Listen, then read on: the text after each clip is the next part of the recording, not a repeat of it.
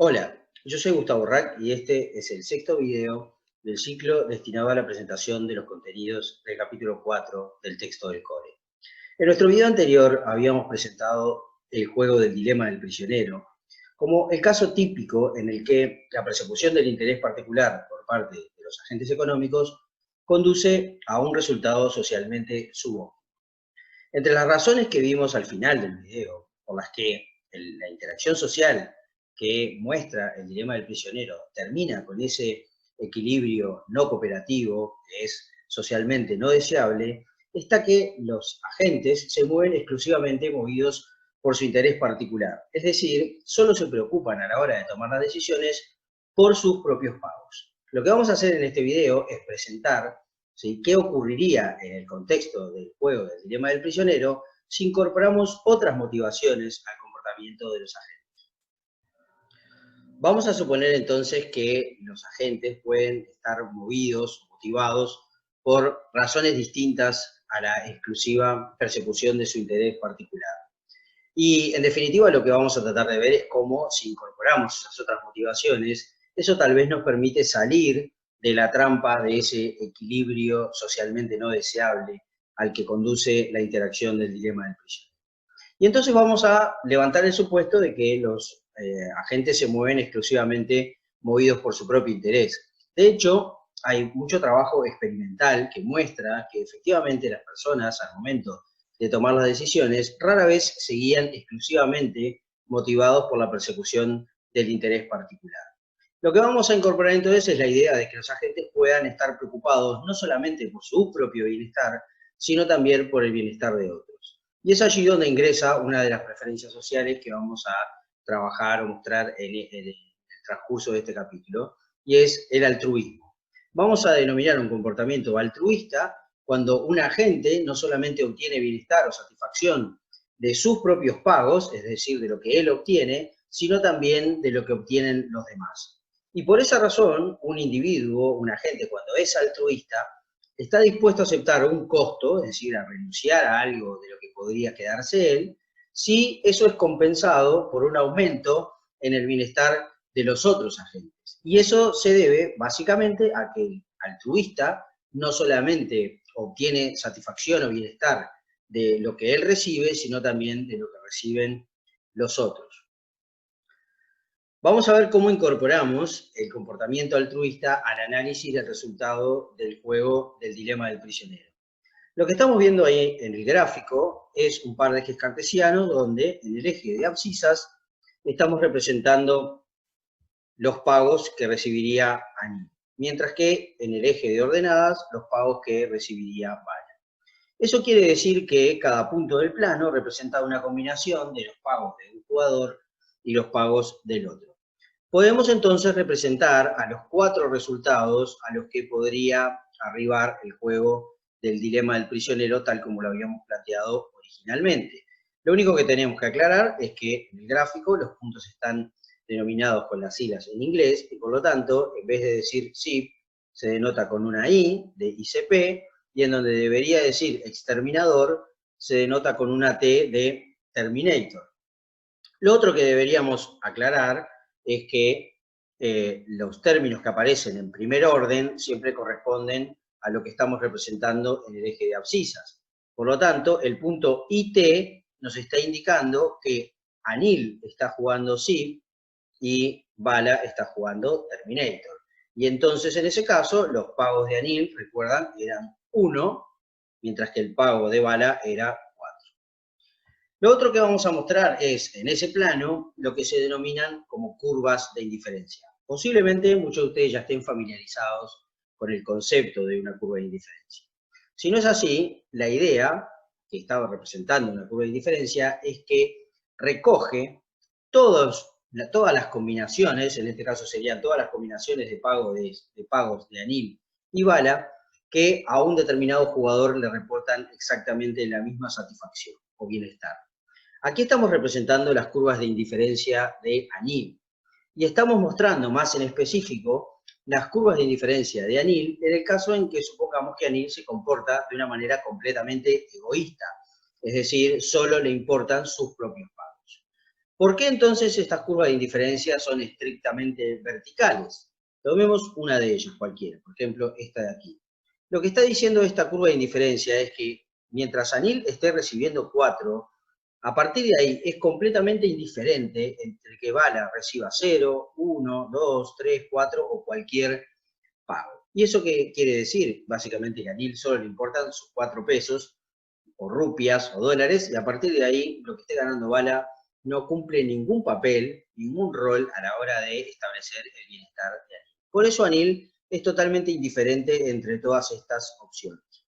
Al mismo tiempo, también es totalmente indiferente entre todas estas opciones, ¿sí? Porque mientras él esté ganando 2, lo que gane Bala para él es irrelevante. Otra cosa que debemos recordar de la herramienta de las curvas de indiferencia es que cuanto más alejada del origen está una curva de indiferencia, mayor nivel de bienestar o satisfacción representa. Por lo tanto, Anil va a estar interesado en ubicarse en la curva de indiferencia lo más lejana del origen posible. Vamos a ver cómo las podemos utilizar para resolver el dilema del prisionero, asumiendo que Anil es completamente egoísta, y vamos a ver que eso nos conduce a lo mismo que ya habíamos visto en el video anterior. Recordemos que lo que está en segundo orden es el pago, o mejor dicho, la estrategia jugada por Bala. Entonces, supongamos que Bala está jugando exterminador, es decir, T, es lo que aparece en segundo orden. Anil debería comparar cuál de estas dos opciones le resulta mejor, siendo que Bala está jugando exterminador. Y lo que está claro es que la curva de indiferencia que pasa por este punto está más alejada del origen que la curva de indiferencia que pasa por este punto. Por lo tanto, si Bala estuviera eligiendo exterminador, Anil preferiría esta combinación y por lo tanto también estaría jugando exterminador. Supongamos que Bala, en vez de jugar exterminador, estuviese jugando zip, ¿sí? Y en el segundo lugar, y por lo tanto lo que tendría que hacer Anil es comparar entre estos dos resultados. Está claro que esta curva de indiferencia está más alejada del origen que la curva de indiferencia que pasa por este punto, y por lo tanto en ese caso Anil también estaría eligiendo jugar exterminador por sobre zip. Conclusión, cuando Anil es completamente egoísta, cualquiera sea lo que vaya a jugar Bala, siempre va a preferir jugar exterminador. Es decir, está decidiendo movido exclusivamente por su propio interés particular. Si suponemos al mismo tiempo que Bala es también completamente egoísta y por lo tanto tiene curvas de indiferencia muy similares, en ese caso serían horizontales, bueno, a lo que vamos a llegar o arribar es al resultado típico del dilema del prisionero, es decir, ambos juegan exterminador y tenemos el equilibrio no cooperativo que ya habíamos visto anteriormente.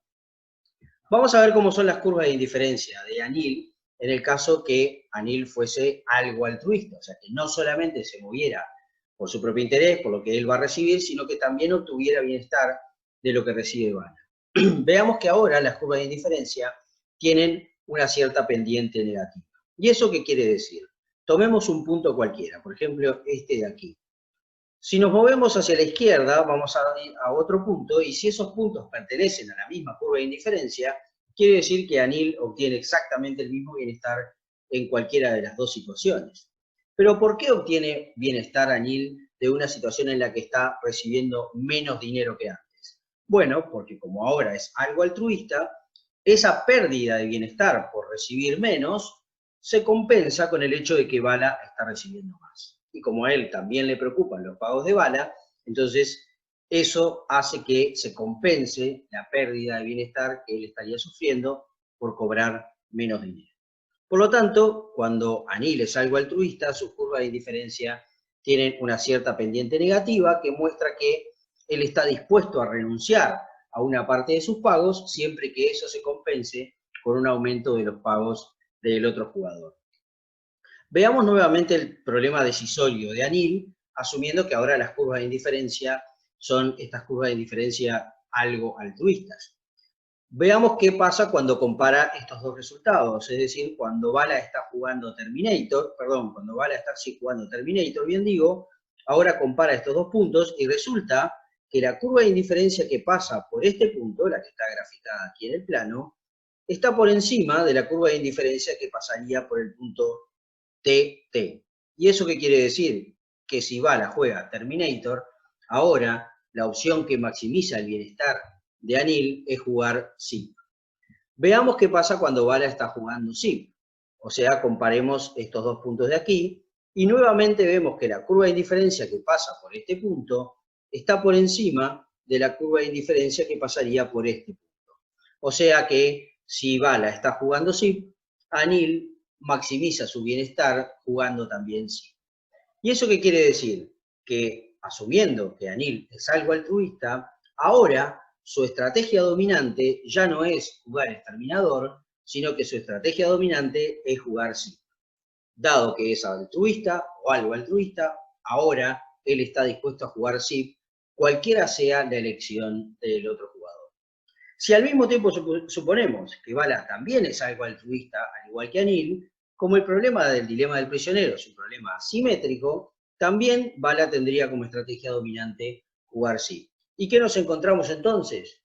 Que si ambos jugadores se comportaran con una cierta dosis de altruismo, entonces la interacción del dilema del prisionero podría tener un final feliz. Es decir, podríamos ubicarnos en el resultado socialmente deseable de esa interacción y no en el equilibrio socialmente subóptimo que habíamos observado que se daba en el dilema del prisionero tradicional. Un resultado similar podría haberse alcanzado si, aunque no pensemos en la presencia del altruismo, pensemos que esta interacción se repite muchas veces. En general, las interacciones sociales no se dan de una sola vez, sino que se repiten en el tiempo. Piensen entonces en una situación en la que Anil y Vala tienen que resolver qué tratamiento para las plagas van a utilizar, pero de forma periódica. Allí se introduce el siguiente problema. Uno podría pensar que lo deseable sería acordar que siempre los dos jugadores jueguen SIP. Pero recordemos que bajo el dilema del prisionero tradicional, una vez que acordamos jugar SIP, cualquiera de los dos jugadores tiene el incentivo, en el último momento, a mentir y jugar o cambiar o traicionar el acuerdo y jugar exterminador, porque eso le permitiría ganar 4 siempre que el otro mantenga su promesa. ¿Cuál es el problema? El problema es que si el juego es de una sola etapa, eso se puede hacer y punto. Pero si el juego es de más de una etapa, el hecho de que uno de los jugadores traicione el acuerdo en el primer paso y juegue exterminador, va a hacer que el otro jugador, como respuesta en la siguiente etapa, también juegue exterminador y nos vamos a ubicar en el resultado típico del dilema del prisionero. Y entonces la pregunta que tiene que hacerse cada jugador es, ¿me conviene ganar 4 hoy para después todos los años subsiguientes seguir ganando 2? ¿O me conviene respetar el acuerdo y ganar 3 todos los años? ¿Qué es lo que entra en juego aquí? Bueno, básicamente, ¿cuál es la valoración que cada jugador hace de las ganancias presentes y de las ganancias futuras? Si un jugador tiene una altísima valoración de la ganancia presente y muy baja valoración de las ganancias futuras, tal vez no le importe traicionar hoy el acuerdo, porque prefiere ganar 4 hoy, a pesar de que los años subsiguientes gane 2, porque él básicamente le importa lo que gana hoy en día y no en el futuro. Si un jugador tiene suficiente valoración de las ganancias futuras, entonces tal vez preferirá respetar siempre el acuerdo porque está dispuesto a sacrificar la ganancia de hoy a cambio de que las ganancias del mañana sean más altas. Hay otras preferencias sociales que entran en juego cuando los individuos tienen que tomar decisiones, no solamente el altruismo, que van a estar presentes en las discusiones futuras que vamos a dar. Una de ellas es la aversión a la desigualdad. Los individuos pueden estar motivados a la hora de tomar sus decisiones por el hecho de que no disfrutan o les desagrada ver que unos tienen mucho y otros tienen muy poco. La reciprocidad también es un elemento importante. Estamos dispuestos a hacer cosas buenas por quienes hacen cosas buenas por nosotros y estamos dispuestos a castigar a aquellos que no se portan bien con nosotros. Evaluamos si otros han sido amables o útiles de acuerdo con las normas sociales, es decir, sobre un entendimiento de cuál es el deber ser, de cómo se debe comportar uno frente a situaciones cuando las acciones de uno afectan a los demás. Lo que tenemos que tener en claro es que las normas sociales no son universales, las normas sociales cambian según las sociedades, los países o entre grupos de personas, no son homogéneas y las instituciones que de alguna manera expresan esas normas sociales o las manifiestan, tampoco son hombres. En los videos subsiguientes vamos a discutir otras razones por las cuales el dilema del prisionero terminaba mal, como terminaba, y de qué manera entonces se puede resolver esa trampa del equilibrio malo a partir del levantamiento de algunos de los supuestos que operaban en el juego. Bueno, nos vemos en el siguiente.